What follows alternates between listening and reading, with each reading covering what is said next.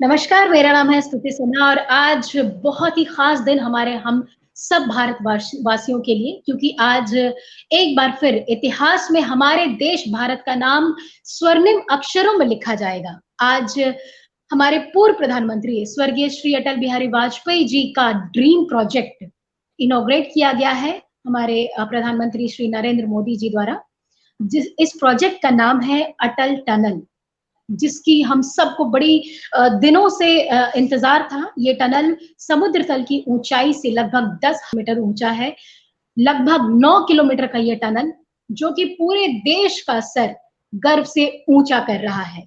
भारत के लिए आज बहुत ही खास दिन, इस पर करेंगे बात। और आज हमारे साथ मेजर जनरल संजय सोय, और जिन्होंने भारत को, इंडियन आर्मी को अपनी सेवा दी है लगभग 36.5 सालों तक। सर, बहुत बहुत स्वागत आपका। धन्यवाद, थैंक यू। जय हिंद, जय भारत। जय हिंद सर। आज बहुत ही खुशी का दिन हम सब भारतवासियों के लिए, और आज इस मौके पर श्री अटल बिहारी वाजपेयी जी द्वारा रचित एक कविता बार बार मेरे स्मृति पटल पे आ रही है, तो मैं एक बार जरूर इस कविता की चंद पंक्तियां आपको सुनाना चाहूंगी। टूटे हुए सपनों की सुने कौन सिसकी, टूटे हुए सपनों की सुने कौन सिसकी, अंतर को चीर व्यथा पलकों पर ठिठकी।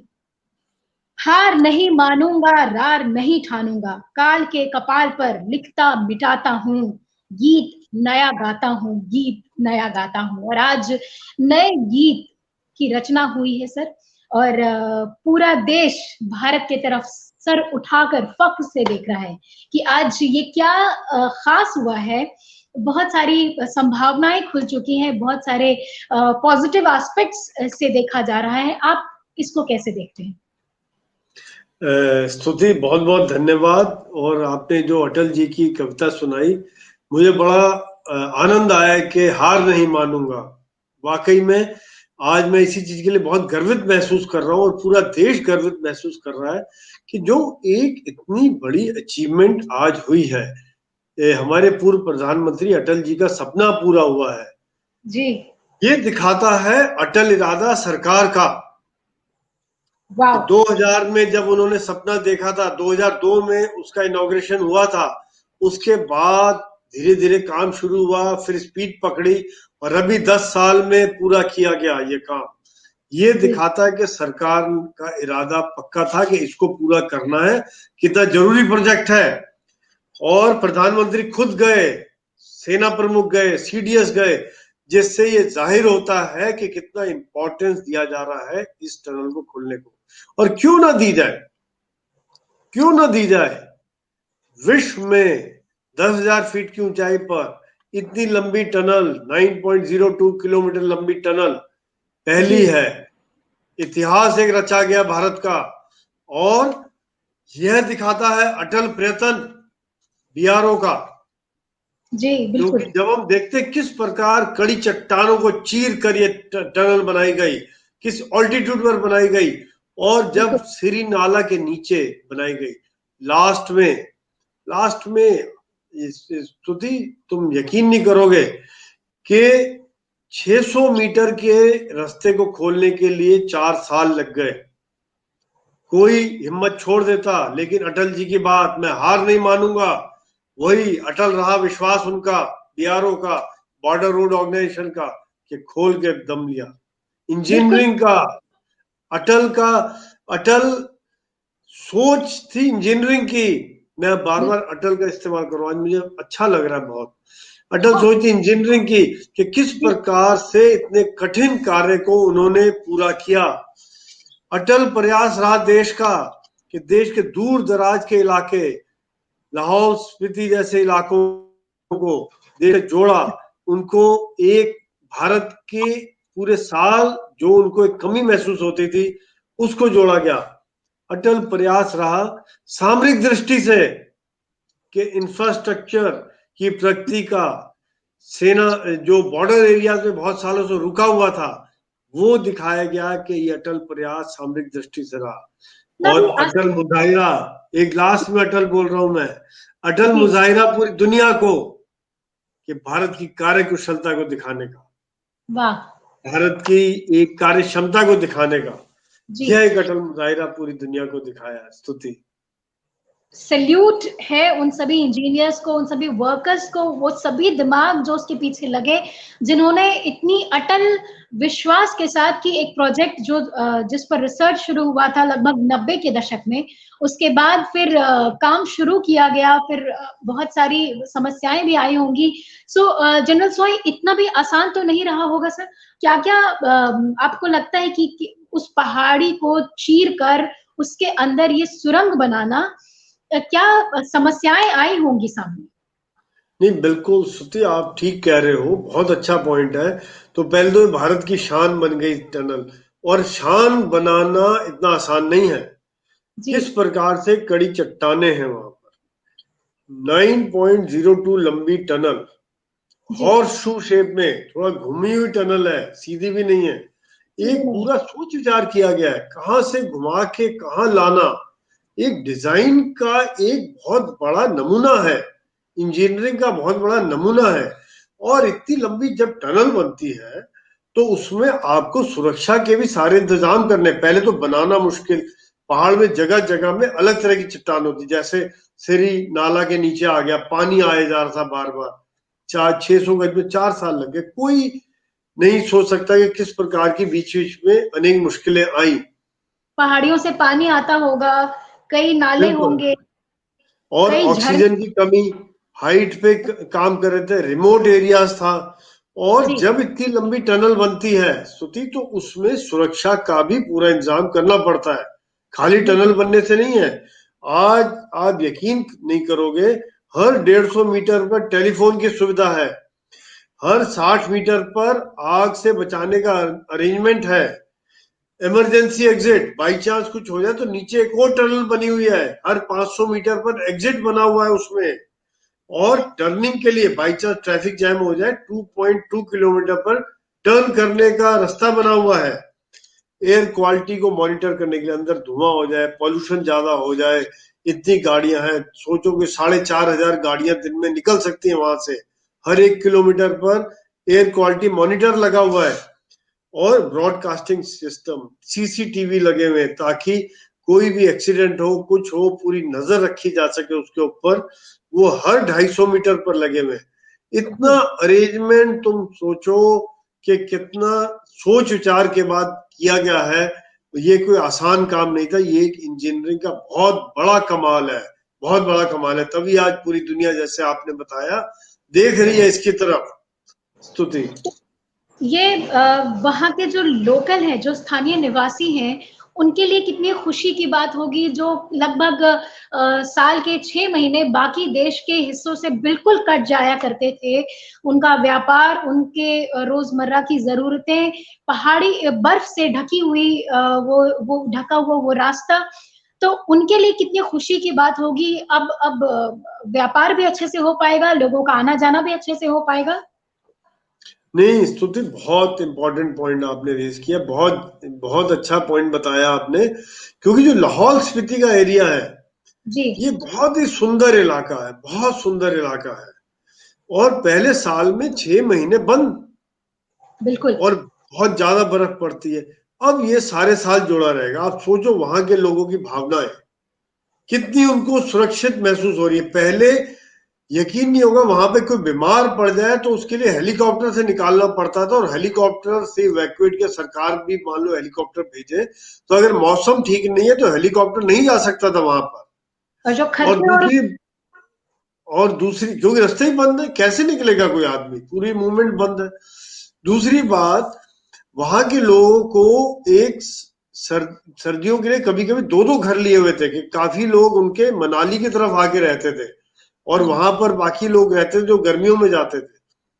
तीसरी बात, जो वहां की इकोनॉमी का सोचो, अभी वहां पर जैसे है, इतनी बर्फ पड़ती है, जिस प्रकार के स्लोप है, वो विंटर स्पोर्ट्स के लिए बहुत अच्छा है। तो वाह! अभी वहां टूरिज्म पहले 4-5 महीने होता था, अब साल भर चलेगा, एटलीस्ट साल भर, नहीं तो बहुत ज्यादा बर्फ है तो नहीं हुआ, तो कम से कम 9-10 महीने वहां टूरिस्ट जाएंगे और एंजॉय करेंगे, स्नो के गेम्स खेलेंगे, विंटर गेम्स खेलेंगे। और एक वहां की जो तरक्की है, वो बहुत बड़ी चीज है, financial education wise, culture wise, और पूरे देश से वो सारे साल जुड़े रहेंगे। ये हम सोच सकते हैं कि वहां के लोकल जो लोग हैं, स्तुति आपने बिल्कुल ठीक बोला कि कितनी खुशी हुई होगी उनको, ये बयान करना शायद वही लोग बता सकते हैं, हम तो यहाँ बैठ के बताना मुश्किल है। बिल्कुल। अच्छा, ये आधुनिक इंजीनियरिंग, मॉडर्न इंजीनियरिंग का बहुत बड़ा नमूना है 10,000 फीट की ऊंचाई पर। मतलब it is something beyond imagination. 9.02 kilometres का ये टनल, और पूरी सुविधा के साथ टेलीफोन लाइन से लेकर fire fighting, exit point, cameras, हर चीज लगे हुए हैं जैसा भी आपने बताया। साथ ही साथ अब मुझे बहुत खुशी ये भी सोचकर हो रही है कि अब सियाचिन ग्लेशियर तक पहुंचना भी शायद आसान है अक्साई चीन के लिए।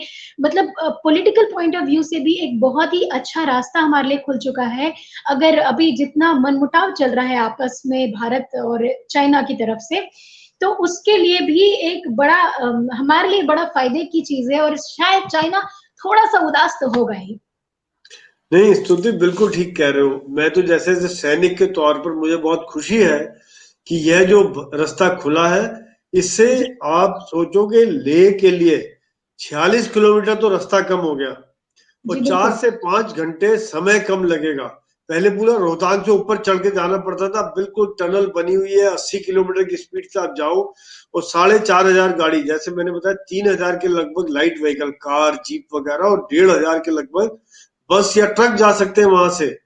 तो ये हम्म। एक बहुत सेना के हिसाब से, सामरिक दृष्टि से जिसको कहना चाहिए, एक बहुत ही महत्वपूर्ण कदम है। ये बहुत पहले हो जाना चाहिए था, और भारत इसमें बहुत पीछे था। जिस प्रकार चीन की सड़कें और इंफ्रास्ट्रक्चर उनकी पोस्ट तक आया हुआ है, भारत ने अब पिछले 5-6 साल से इस पर काफी ध्यान दिया जा रहा है, और उस पर बजट काफी बढ़ाया गया, जिसका ये नमूना आज हमको नजर आ रहा है कि किस प्रकार से 2020 में इसको हासिल किया गया।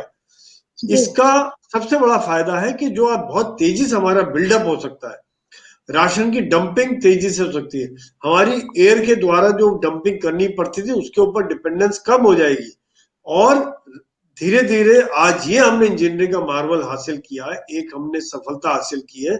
आगे और टनल बनाएंगे, और कुछ सालों में हम देखेंगे कि लेह के साथ हम पूरे साल तक जुड़े रहेंगे। जिस प्रकार आज लाहौल स्पीति तक जुड़ गए हैं, वो जी आगे लेह तक हम जुड़े रहेंगे, और जो सामरिक दृष्टि से एक बहुत ही महत्वपूर्ण कदम है।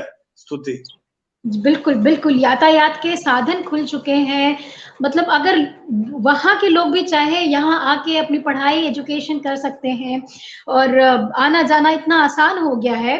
एक चीज जो एग्जामिनेशन पॉइंट ऑफ व्यू से मैं पूछूंगी सर, क्योंकि अब एग्जामिनेशन, कॉम्पिटिटिव एग्जाम्स में भी इसका जिक्र जरूर किया जाएगा। और सिर्फ अच्छी बात यह है कि सिर्फ भारत में ही नहीं, विश्व के हर कॉम्पिटिटिव एग्जाम में शायद ये क्वेश्चन पूछा जाएगा और भारत का नाम लिया जाएगा। मतलब सीना गर्व से और चौड़ा हो जाता है इस चीज को सोचकर। बिल्कुल स्तुति, आप ठीक कह रहे हैं। आज प्रधानमंत्री जी ने भी ये सजेशन दिया था जी कि एक तो जितने लोग वहां पर हैं वो सब अनुभव लिखें, कोई 1,500 लोग अनुभव लिखेंगे कैसा रहा, और दूसरा जो इंजीनियरिंग कॉलेज है जी वो जाके देखे समझे कि किस प्रकार से बनाया गया है, ताकि जो सिविल इंजीनियरिंग वाले खासतौर से उनके लिए एक केस स्टडी हो सकता है, प्रोजेक्ट स्टडी हो सकता है, कि जिससे वो इसके द्वारा सीख लें और आगे जो कार्य करें वो हमें इससे और बेहतर और इससे और जल्दी कर पाए। स्तुति। और जो हमारे देश का डेवलपमेंट है, स्पेशली लेह लद्दाख, मनाली, हिमाचल, इन इस एरियाज के जो डेवलपमेंट है वो और ज्यादा बढ़ेंगे। आज हमारे प्रधानमंत्री जी ने भी यही कहा कि बहुत तेजी से विस्तार होगा इन एरियाज में, बहुत डेवलपमेंट होगा इन एरियाज में। तो अगर मैं आपसे ये पूछूं कि जो स्टूडेंट्स आपको देख रहे हैं जिनको एग्जामिनेशन की तैयारी करनी है, वो जो चंद पॉइंट्स हैं जो एग्जामिनेशन पॉइंट ऑफ व्यू से भी इंपॉर्टेंट है, अगर वो आप मेंशन कर पाए।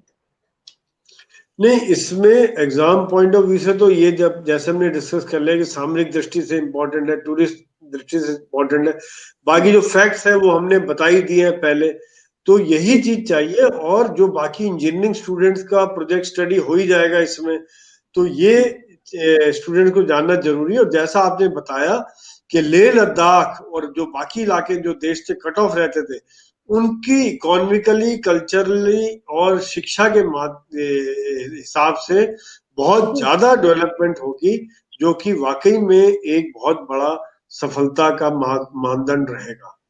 बिल्कुल बिल्कुल बिल्कुल सर, बिल्कुल।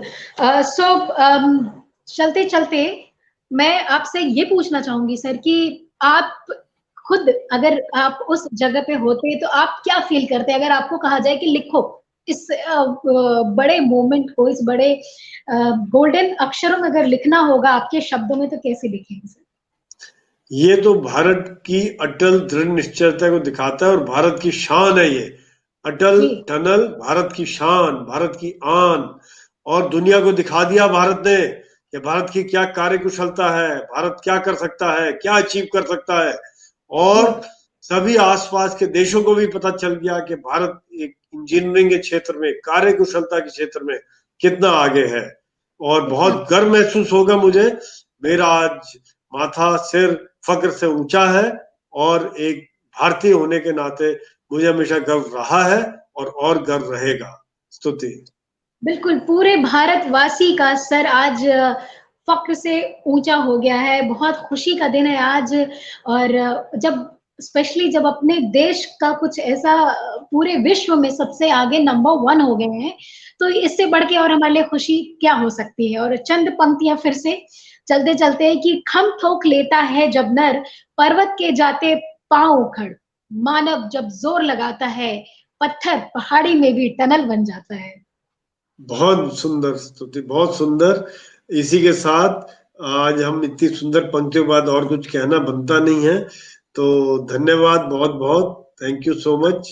एंड सभी को, पूरे देशवासियों को हमारा बहुत बहुत बधाई, धन्यवाद। जय हिंद, जय भारत। जय हिंद और बहुत बहुत शुभकामनाएं।